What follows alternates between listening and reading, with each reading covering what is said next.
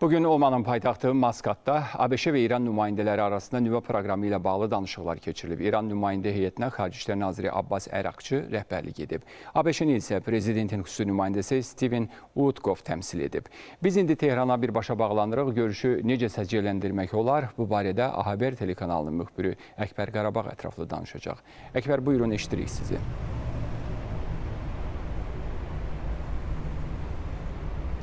Bəli Ceyhun, İranın nüvə proqramı ilə bağlı danışıqlar bugün İran və ABŞ arasında Ummanın mərkəzli Məskətdə aparıldı.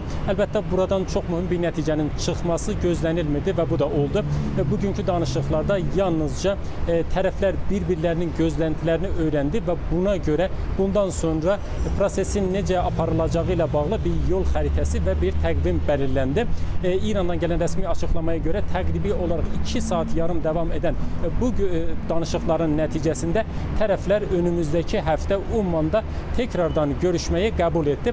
Əlbəttə, bu danışıqlarla bağlı iki məqam xüsusilə diqqət çəkir. İran bu danışıqların dolaylı olaraq aparılmasını istəyirdi. Fəqət Amerikan tərəfi bunun birə-bir görüşmə, baş-başa görüşmə olmasını istəyirdi. Fəqət günün sonunda İranın dediği oldu və tərəflər ayrı-ayrı salondaydı və Umman heyəti iki tərəf arasında vasitəçilik apardı.